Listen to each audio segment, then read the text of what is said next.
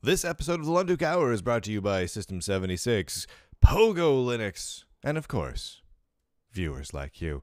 My name is Brian Lunduke, and today we are going to take a break from all of the intenseness of the last week. We're not going to talk about the W3C at all. We're not going to talk about various bits of technology that are going to ruin your lives.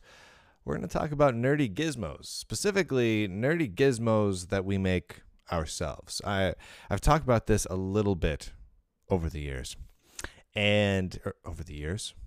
over the last several episodes that I've talked about this, over the last few weeks and months.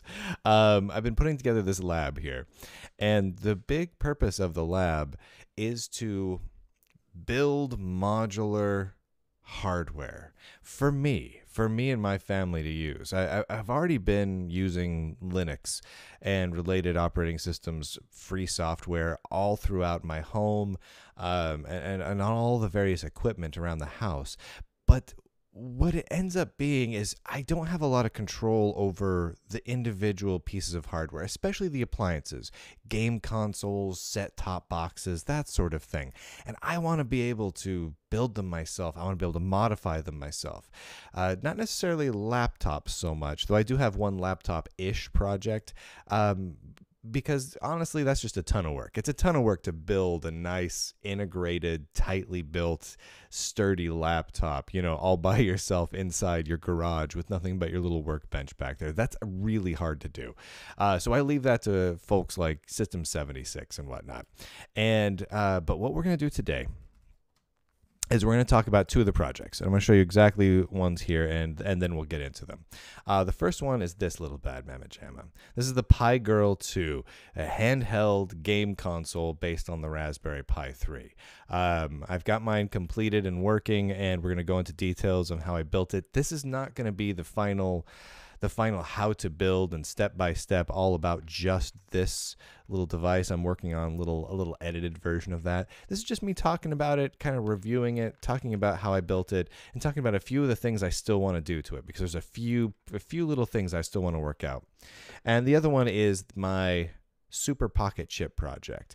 If you've ever used a PocketCHIP, they're fantastic. They're these little $60 handheld devices, but they leave a lot of room for improvement. There's a lot you can do with it, because really, if you're buying a $60 little handheld computer, they have to cut corners somewhere to make it a $60 machine. So I'm working to kind of fill in those gaps in functionality and basically make it just an ultimate little handheld.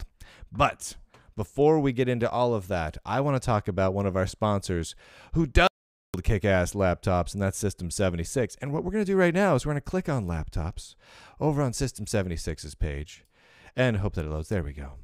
And we're going to scroll. Look at all these machines. Oh my gosh, they have lots of cool machines there. They've got some sales going on right now, if memory serves me right. They've got this hashtag sale where they've got this Galago Pro, and I believe it's like $89 off right now. Maybe I've got that number wrong. But it is one of the sexiest laptops. I reviewed that one, some time back, and it was truly, truly phenomenal. I can't recommend it enough. It is an absolutely amazing machine from System76.com. Go check out my review of it. It's truly, truly fantastic in just about every single fargan way. Okay. All right. So with that out of the way, let's think for a moment. I'm going to talk about, let's do the PocketCHIP first, because it's a little bit smaller of a project. All right. So one of the big drawbacks of these little $60 machines is that they have no sound. I mean, they've got an audio output. Here, you can see the underside of it here. The PocketCHIP is based on the $9 chip computer, which does have a headphone jack on it. But these don't come with any sort of actual speaker. That's not a joke. They really don't have a speaker. Like, no speaker whatsoever. And so I wanted to put a speaker into it. So here's what I did. and I'm going to walk you through this very, very briefly because I think it's really kind of cool. Is first things I did was I took out the pocket chip. It slides right out of the case. You literally just pull it out. You see that little tiny thing in the shadow next to it? That's the chip computer itself, and I just kind of pulled the pocket chip right out of the center there. This is kind of a close-up of what it looks like. Now, one of the neat things about the pocket chip, and here, let me show you a little bit more of a close-up here, is notice along the top of it, it has all the pinouts labeled. So you can easily hack onto this hardware and connect it up to other things. It's got all your GPIO and your ground and your power all right up there. However, you can get extra fancy because you pull that out there, they're labeled inside of it too. All those pinouts are all labeled, which is just so friggin' cool. And this is what the board looks like. This is the chip. This is the underside of the chip. You plug that sucker straight into the pocket chip itself, and away you go. You can just plug them in, plug them out. It's very hot swappable, which means I guess in theory, if you ever broke your chip, you could always replace it and still keep your pocket chip, which is pretty cool. All right, here's just another view of it to show you what it's like with it out there, and then with the chip itself for scale. All right, so this is what it looks like. Wait a minute, that's not the pocket chip. That's a different thing.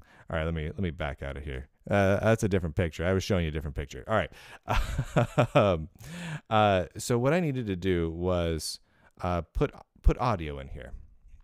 And let's see if we've got this up. I don't. That's okay. Well, here, take a look in here. What I did is there was a great tutorial over on the Next Thing Company's website. Next Thing Company is the company that makes the pocket chip. That was how to put together a speaker for your pocket chip in 20 minutes. So I'm like, okay, you know what? In my quest to make this the ultimate handheld, I need to put a speaker in it. So I'm going to start there. And I did it. You can see this here, right there.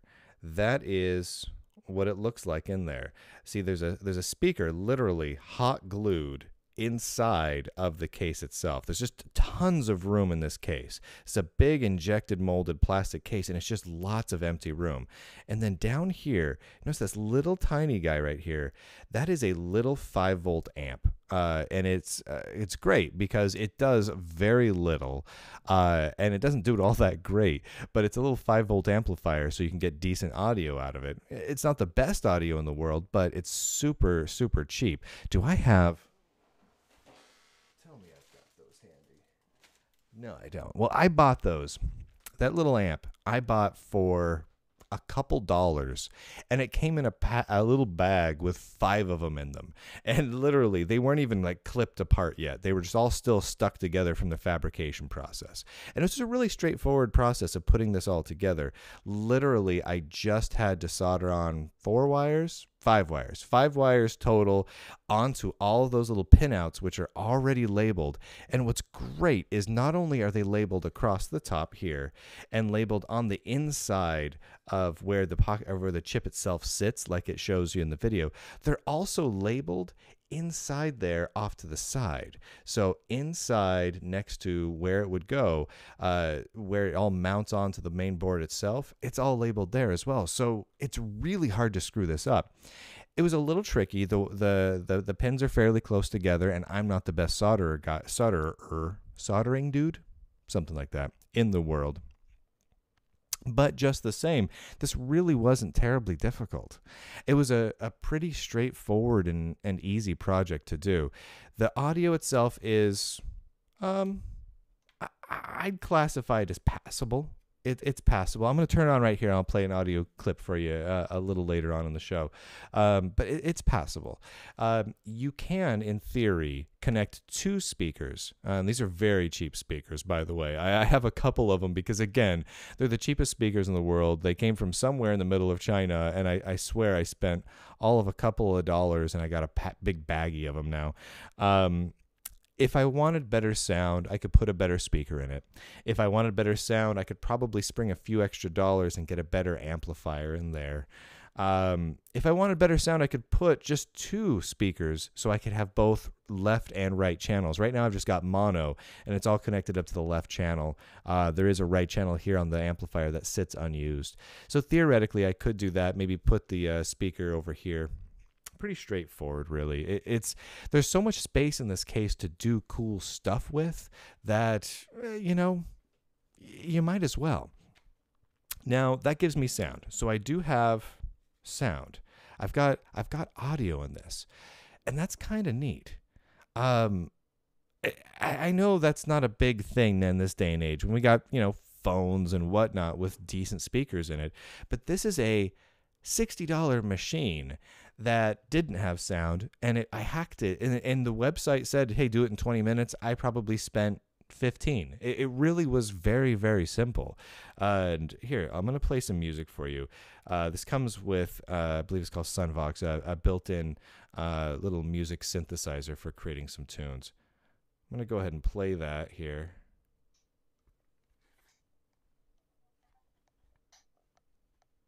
I don't know if you can hear that. It's very straightforward. Putting that in there was easy. I do highly recommend it if you have a pocket chip and you have a soldering iron. You don't really need a whole lot else. I recommend a little bit of Kapton tape, which shields things from electrical interference there. Just because you do need to mount the amplifier somewhere, and the best spot for it, there's a few bits of circuitry right there that it's just worth covering up, and a hot glue gun or something else really sticky to get the speaker stuck in there in place so it's not dangling all over the place. So that's absolutely worth doing for me. The next thing I've been working on is putting on a new keyboard here, or rather a keyboard faceplate. The current keyboard is a membrane style keyboard. You can kind of see that there. It's just little raised bumps, and it's not fun to type on. It works in a pinch. It's great for the cost, but it really needs something more. The keys need to be a little bit more raised, and I need a little bit more of a physical feedback when I click a button. I want to see it travel a little bit. I want it to be easier to know which key I'm about to press just by touching them. And right now there's no real way to do that. It's just a bunch of slightly raised circles, and that just doesn't quite cut it for me. You know what I mean? That's just not enough. I need more than that. The problem is I have yet to find a 3D printable keyboard faceplate for this that I like. There are several up on thingiverse.com, which is a great website for downloading 3D models that the community has made, and then you can print them. And I've been printing them over here on this Lulzbot mini 3D printer, which has done a really excellent job of it. I've been really happy with that. However, I've not been happy with any of the models I've found. And I've tried a couple of different ones now. And what I've kind of come to is they all just aren't quite right. Like the keys are fit a little too tightly, because you end up having to have a, do I have one of them handy here? Yeah, I do. All right, let me show you here. You get these little face plates, right? This is one I printed off and rejected rather quickly because I printed it poorly. But the nice thing about the pocket chips is everything snaps on and off. So you can just snap on without even needing a screwdriver or anything, just using your fingernails, the front face plate for the screen. And then this can snap right on over the top of it. You see that? And then you have all these holes there for the keys. And then inside of them, you put 3D printed keys to sit inside of there that are more raised and look a little bit better and give you a little more feedback when you're pushing them. In theory, that all works really well. In fact, most of these face plates that people have made fit perfectly. It's the keys that are the problem. And so I need to sit down and just shrink the diameter of a lot of these little circular keys to fit these a little bit better. I need to do that one. It's a little more time-intensive work. I'm not a big 3D modeler, so I'm going to have to work on that one a little bit. But once I get that done, then I've got sound and a decent keyboard to work with on the PocketCHIP, which really for $60, and honestly only a few dollars in parts for the rest of getting the sound working and for the 3D keys, for the 3D printed keys, is not friggin' bad at all. Not at all. I'm really happy with how that's gone. I've got a couple other additional projects I need to add onto the PocketCHIP before it becomes a Super PocketCHIP, but already I'm liking it quite a lot. Now, one of the things that is nice about getting decent keys on here is, in theory, it might be a little better to play games with. Now, you'll notice right off the bat that it's got the arrow keys right here. So, and in theory, it does run emulators and video games quite well. I mean, you can run up a Retro Arch on here, which runs fantastically well, which I'll talk about that more in a bit when I talked about the PiGrrl2.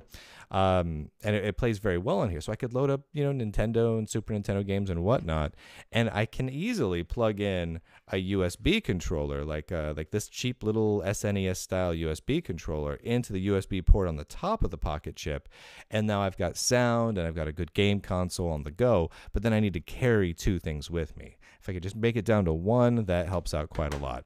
So I want to get the faceplate working with the new keys for the keyboard for this guy. That's kind of numero uno. After that, it's GPS time, because I want to be able to do maps and navigation with OpenStreetMaps on this. All right. So let's talk about the PiGrrl2, because this is one that's fully working at this point, and I've just got a lot of excited things I want to talk about with it. All right. This is the PiGrrl2. This is what it is. Here, let me show you on their website. They have a great tutorial and kit set up for making the PiGrrl2. And it really is, it's a Raspberry Pi inside of a custom 3D printed case. It's fantastic. I mean, who doesn't want that in their lives? That's a good thing to have. I mean, really. I mean, if you're a human, you want that. So that's what this is. I'm going to turn this on. I've got a little switch on the side here. I'll show you guys here. It's very, very old school. This guy, you can see the ports for the Raspberry Pi right along there. The case I have is printed okay. There's a couple of issues with it that I want to resolve still. So I'm going to turn this on. Nice little flip switch. I really like the switch for that. It's not like just a little button you depress. It's an actual toggle switch. I just really, really dig that. So what's nice, let's talk about the nice things first. Because it's a Raspberry Pi 3 in here, it can play just about anything. Really. I mean, the Raspberry Pi 3 is an astoundingly powerful machine. It really is. You can play Super Nintendo games just fine, Neo Geo games just fine. You can even play a lot of N64 and PlayStation titles on here pretty well. And that's kind of amazing in a handheld that you build yourself, right? And it utilizes Emulation Station. Yeah, let's see if you guys can see that here. So you can kind of choose your platform, and you hit a button, and you can start playing some games. It's really quite remarkable that the performance really works as well as it does. I'm going to go ahead and launch something here. Let's just launch one of my favorite test games, Sonic the Hedgehog, for the Sega Genesis or Mega Drive if you're not from these parts. The performance is fantastic. I mean, it's what you would expect it to be. It works perfectly well. I really don't have any issues with this. Now, where it does become a problem, there are problems here. First and foremost is the sound. Let me see if I have a picture of this here. All right, here we go. There we are. So this is the speaker. So as you can see on the left-hand side, that is the Raspberry Pi that I'm using in this, and it's wired up to a little power boost, and you can barely see it there. You can kind of see the shadow of it in this picture. There's a little amplifier right there, and then there's the speaker that connects up to it. And then off to the right, there's the board with all the buttons, which I'll be talking about momentarily. So that particular speaker, the problem is, first off, I ended up putting some shielding on these wires because I was getting so much interference. And I don't know if the interference was from the battery pack or the board or the power boost board or something, but I was getting a lot of noise coming through the speaker that was not from the game. That was not from these awesome Sega Genesis titles. And that was infuriating. That made me want to go kill somebody. Not really. But seriously, death. And I just didn't like that. So I put some shielding on it. I didn't have anything great at hand. So I just had this little pack of tubing to stick the wires in. That helped a little bit. It did. But that wasn't quite enough. So I've ordered some of those little EM shields that you can put around wires. You know what? You know when you have an electrical cable or a USB cable, and they have those little circular dongles that are just sitting there. There's usually like a half an inch long that just sit there kind of near the end of the cable. A lot of times those are just these little I don't know what you call them anymore. I had to look it up even to see what they were called, but they basically EM shield your cables. So I ordered a bunch of really small ones to try and shield the wires heading on into the speaker and whatnot. So we'll see if that helps out a little bit. I've played around with the battery placement and whatnot, and this is really a common problem with the PiGrrl2. People over on the forums from On Adafruit have talked about it a bit, and a lot of people have come up with a couple of different solutions that have included grounding the wires in different ways to the battery, adding in that shielding, these sorts of things, using copious amounts of tape to actually electrically shield things. And basically I'm just been trying as many things as I can. I've got it to a usable level, but it's still a little bit there, and I don't like the little bit of noise that I'm getting, a little bit of a static hiss, and I got to get rid of that. So there's that. You can't, because of the design of this device, plug in a headphone. You'll notice that there's no headphone jack here, and that's because let's see if I've got a good clear shot of it. Yeah, well, we'll just go right back to this shot here. That's because if you look at it, there it is. On the Raspberry Pi, up there near the top, you see the little black little circle thing. That is the headphone jack. And that means the headphone jack is literally right here underneath the screen. So in theory, I could wire it. I could remove the headphone jack from the Raspberry Pi, basically desolder it, and then maybe put a hole in it near the bottom or over on the side or something and wire it over there. So I could plug in headphones and just circumvent the whole speaker sound issue entirely. But I kind of just want to get the speaker working how I like it. The sound quality is good other than the noise that comes through. All right, battery life. I'm not sure how much battery this thing's going to get. I've played it at most for about an hour, hour and a half straight since I've finished it. I mean, in one go between charges, and it hasn't run out of juice yet. So my guess is you're going to get at least, that much battery life.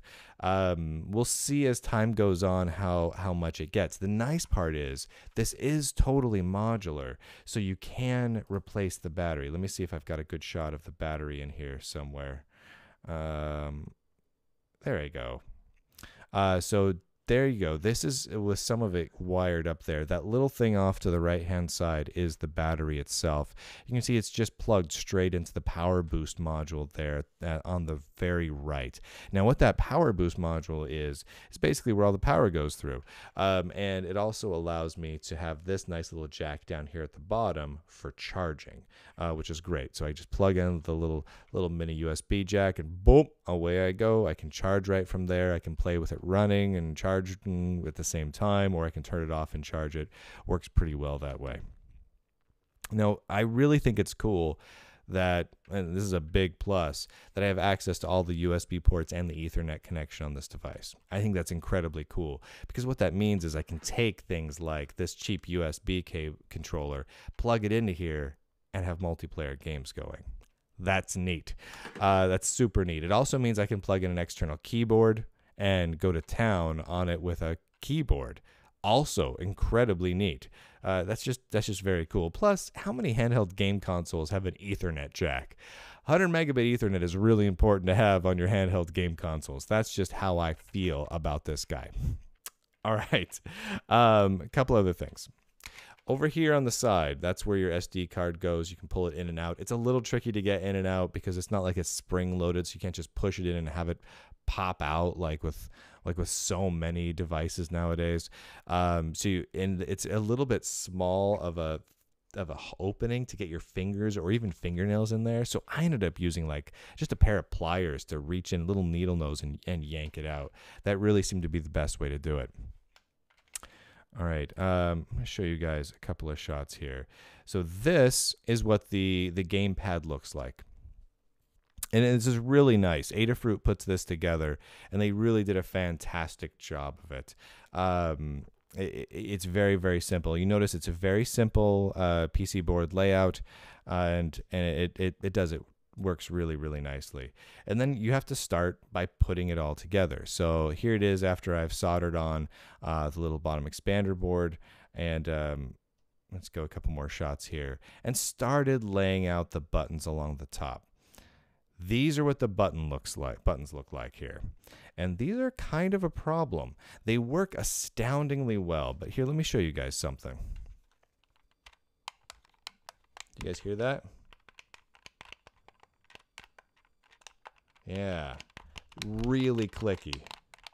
And it's not because of the plastic here. The controller buttons themselves are actually pretty fine.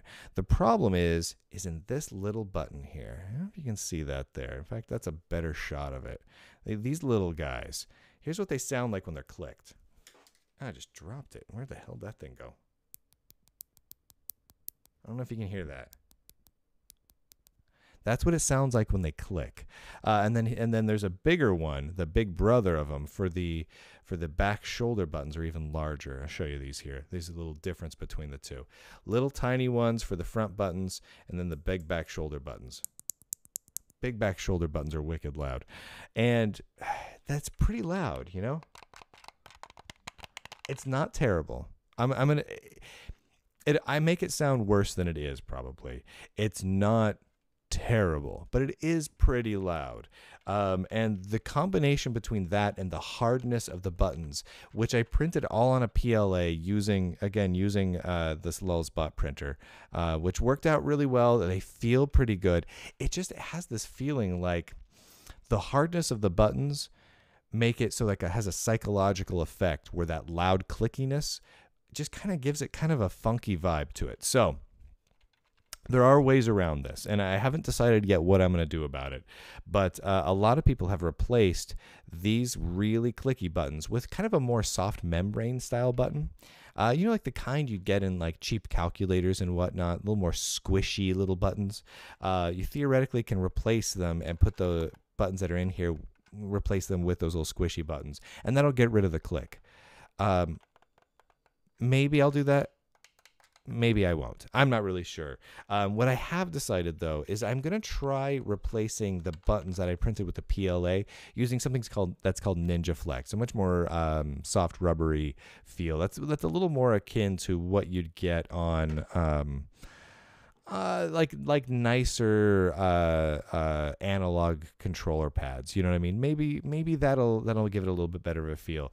The controls of the button and the responsiveness of the buttons is fine. Totally playable. Like I said, I've been using like Sonic the Hedgehog and a lot of old action games for the 2600 and whatnot to test this out on, because I want to make sure it controls right and that the response time is good and that it feels good playing it, and it does. With one huge exception.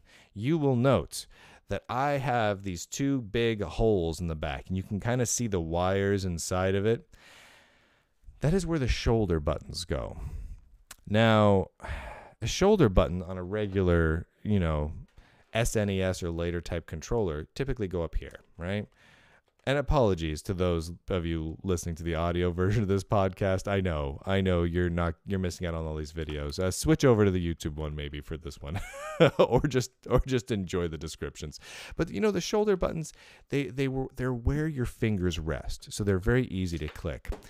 These the shoulder buttons on this case just are awful to hold. So they mean that you have to hold it like this, and it's awful to use. It's awful to use. I've tried doing it with my middle fingers, and it's a little bit better, but it feels awkward. It just doesn't feel right. I end up wanting to push it on the top, and I don't like it at all.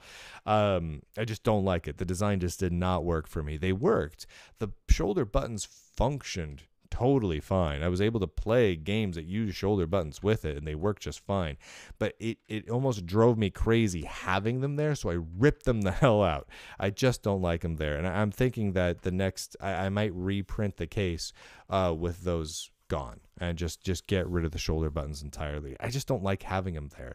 The shoulder buttons become very important in many newer games, especially like Super Nintendo titles took a lot of advantage of those L and R buttons. They just don't work in this form factor. I mean, I don't know, maybe if they were up here, no, I can't figure out a way to do it where I like it. So I just took them out. And I'm just going to have this be a machine that I play with no shoulder buttons. Really, I mean, it's built like an old original Game Boy, and an old original Game Boy does not have shoulder buttons, and it just wouldn't work with shoulder buttons. So toss those right out of there. So that's fine. Anyway, that's one of the other things I did. This machine itself, the screws that I used it with, and if you go look at the tutorial for the PiGrrl2, are a little bit long for mounting things to the top. Let me see if you can see it here. I don't know if you can even see it really, but there's like a little spot where one of the screws almost started coming through. You really can't tighten things down in here. You screw things in enough to hold it in, and then you stop.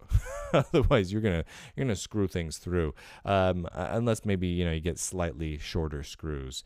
That's not the case all the way throughout it on all of the components that you mount, but it is the case for a lot. Here, let me show you. Oh, here's a shot with the game controller kind of all finished there. Let me show you what it looks like here. Oh yeah, there's another good one. Yeah, the game controller is actually really cool. The little PC board that they printed, they did a wonderful job on this thing. It is a very straightforward design. It was really easy to solder everything in place. I'm just astoundingly impressed with that. All right, let's hop forward here. Where is that? All right, here we go. Ooh, here's a fun one. This is a shot of the front of it without the game pads inside of it. I literally started mounting this the first time around and forgot to put the actual buttons on. So I started mounting the game controller and all the electronics inside. Forgot the buttons. What's the end result? Is this, where you actually have to stick your fingers inside the case in order to push those buttons, which I just found that entertaining that I screwed up that badly. So I went ahead and put the buttons in because that's a better thing to do. All right, so let's look at this here. You notice it actually looks like there's a fair bit of room to work with here, and in some parts of the case there really are. The bottom part of the case has a fair bit of room. It's not completely empty. There's many wires in there, but it does have a fair bit of room to work with. So if you want to do some extra modifications, there is some space down near the bottom. The top of the case is crowded, and you can absolutely see why. You've got the whole entirety of the Raspberry Pi here, plus the whole screen there, and they're all connected together with a ribbon cable. And what's crazier? The battery pack is right here, right there, right in between the screen and the Raspberry Pi itself. Yeah, it's tight in there. I mean, everything's shielded well. It's not so tight that anything's getting bent or squished or anything, but there's no extra room in there. Down here near the bottom, you hear that? Hollow. A lot of room for modifications down near the bottom. So all this space down here, you could do a lot of stuff with it. And that kind of got me thinking, what if you took this? What if you took this and put in a thumb keyboard down here? You've got a lot of space down here where you could put in a full-size thumb keyboard. Honestly, that wouldn't be all that much smaller than what you could pull off with the PocketCHIP. A little smaller, but not much. It would remind me a lot of, the real thumb keyboards. Like you'd get on like some of those old slide-out phones that had a physical QWERTY keyboard on them. You could fit a lot of that right here. I mean, it'd be a little bit of a pain to wire up. It would definitely crowd this whole area right there, and it would get rid of this nice convenient spot for the cut through for the speaker there. That's for sure. But how cool would that be? Because then at that point you would have a complete handheld game console slash PDA, I guess, running with a Raspberry Pi 3 with a nice little battery pack with a cool little dongle switch right here. That would be really neat. I don't think I'm going to do that with this one. I'm going to finish this one up. I'm going to make a few changes. I'm probably going to reprint the case and remount it all in there without these back shoulder buttons because I just don't like them in there. I'm going to print these buttons out again with Ninja Flex. Oh, by the way, these buttons all up here all work. They're all parts of the screen. The screen itself has buttons on them, and this just overlays on top of those pre-existing buttons. And then you can map those to different functions of the emulator, speed things up, save states, things like that. You really can map them to whatever you want. But that works out pretty nicely. I mean, the fact that I was able to put together a handheld game console. In total, I probably spent 10 hours working on it, honestly, at this point. I think if I had to sit down and build one of these from scratch right now, not including the print time for printing the case and everything, I think it would take me about, I don't know, maybe about 4 hours. I'm not the fastest solderer in the world. And honestly, I'm the kind of guy that makes little tiny mistakes. In fact, I burnt myself a little bit on my thumb when I was putting this one together. But realistically, this isn't hard to build. And the total cost of the parts, I want to say, was less than $100. I mean, not including a 3D printer. You need a 3D printer, or you got to use one of those 3D printing services. Was it 3D Hub? Is that the one it's called? There are those 3D printing services that allow you to go out there and print, and then they deliver the printed stuff to you for, $15, $20, $30, whatever. Honestly, that might be worth it, because in the end, even if you had to pay $30 to have your case and buttons printed, and another $90 to $100 for all the pieces and parts, for the Raspberry Pi, for the kit from Adafruit that includes that PC board that has all the buttons on it, the SD card, the battery, some extra wires and stuff if you don't have them already laying around. Honestly, in the end, you have a Linux-powered handheld game console that you built yourself that's modular, which means I can replace pieces in it.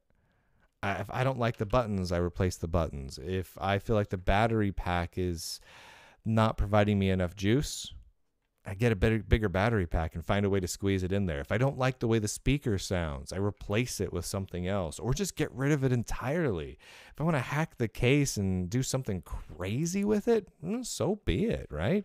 I feel like that's quite okay. Honestly, I really like this project.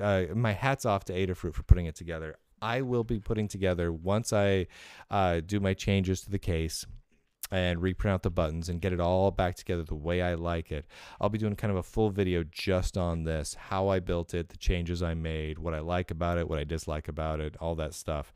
But it's just amazing. The software is running a version of Raspbian Linux, which is Debian specifically for the Raspberry Pi, and then RetroArch and Emulation Station on top of that, which basically lets me emulate anything, absolutely anything, which is truly fantastic. I can't recommend this one enough, assuming you've got the time to do it. The screen is not exactly a huge high-resolution screen, but is absolutely good enough. No regrets there at all. This is the right size screen for this sort of thing. This is basically a perfect everything up through the 16 to 32-bit era of consoles or computers for gaming. As long as you can kind of get it working with the button scheme on this, it's going to play. I really was impressed. I never hit any slowdown on any Genesis titles I played. I don't have a ton of them on here because I try and only use ROMs for games that I physically own the cartridges for. But you know, I have all the Sonic games, so I went with those. But it's just really impressive that we can do that at this point. So, where does that leave me? So we know I've got a little bit of work to do on the PiGrrl2 before I'm really happy with it. And it's not really going to look a whole hell of a lot like the original PiGrrl. There's going to be some significant difference, especially on the back. Oh, check this out. Check this out. You notice the back, the little screws holding in the Raspberry Pi on the inside are sticking out. I ran out of flat-headed screws. Not flathead screws, but screws with a flat head. So I've got these little rounded bulbous head ones. I just ran out. I just miscounted. Luckily, I had some more bulbous head screws lying around, so I put those on. So it's got these little sticking outy screws. I'll fix that. When I do the new case, I'll run to the hardware store and grab some that lay a little bit more flush.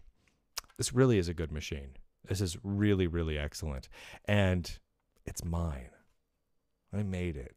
So if I'm out and about playing a video game on this, most people aren't going to have one.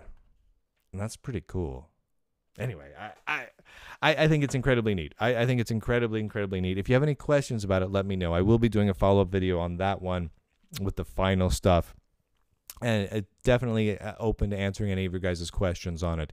Performance is great. We'll see on battery life. I'm going to do a couple of battery life tests where I just let the emulator run and loop and just see how long it goes in various emulators, in various states, that sort of thing. I'll toy around with like whether it's connected to Wi-Fi, screen brightness, and all that if I can. And we'll just see if we can benchmark it. And then we'll go from there, which is awesome. Oh, I got to mention my other sponsor of the show, PogoLinux.com. My internet has crapped out because I swear my internet has been dying right and left lately. It's my internet connection, for those of you who don't know. I had a Comcast cable modem, and it was terrible. So I got rid of that, and I went with Fios. I got a nice fiber optic line. Much better up speeds, much better down speeds. It's been fantastic. It's been reliable, except for at night.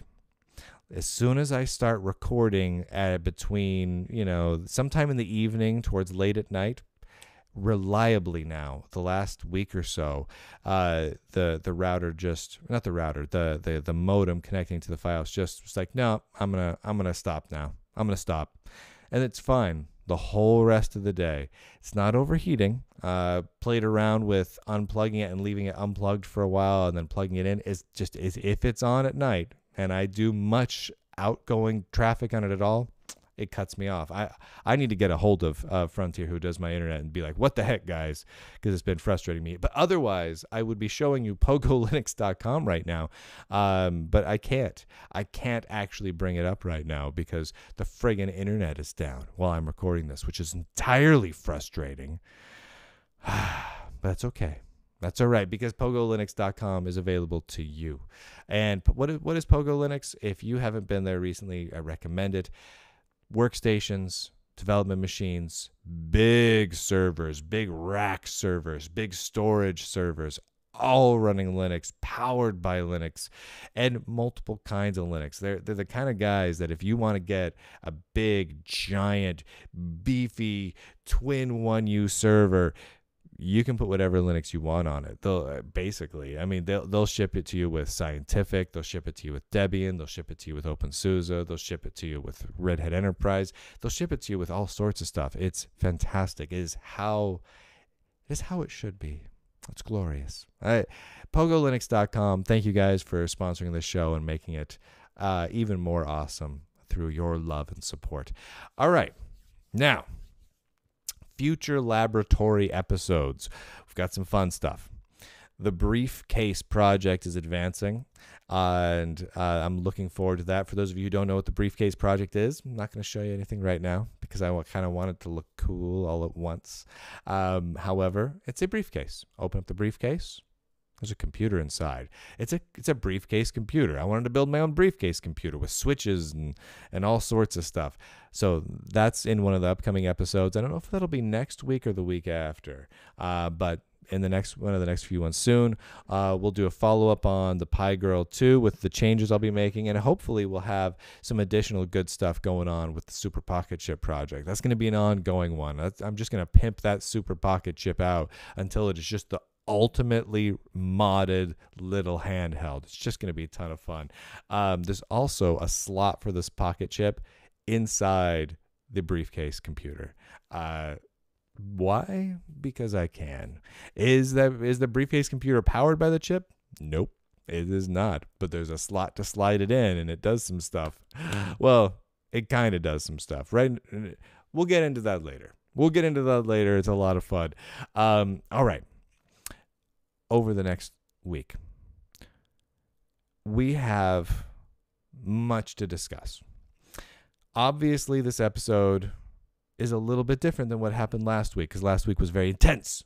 I got angry about some things and then had some people on to interview with them and disagree with them about things. We're going to have to bring that back up again. So tomorrow's episode, we're going to be talking about that whole W3C, EME, and DRM topic one more time. We have to. We can't not. One of the other fun things that's happening is, as of Tuesday, we are hitting the 14-day mark since I live streamed my deleting of my Facebook account. And according to Facebook, 14 days from the time you request deletion, they delete it.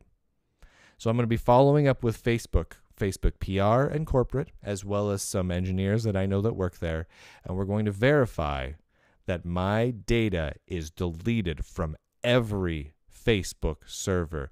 And we're going to test that theory out. And we're going to really put it to them. So that's going to be fun. So maybe we'll be doing that on Wednesday. I'm not 100% certain. And then Thursday is Linux Day, of course. So lots of fun stuff this week. It's all over the map. We're just all over the place. This is the fun day where I just get to toy around with my little pieces and parts and various projects. All right, everybody, I hope that you have an awesome week. I hope that this kicks off your week in the most radical, totally awesome way possible. And I hope that you get the chance to play around with random cool projects all on your own, because that's really what life is friggin' about.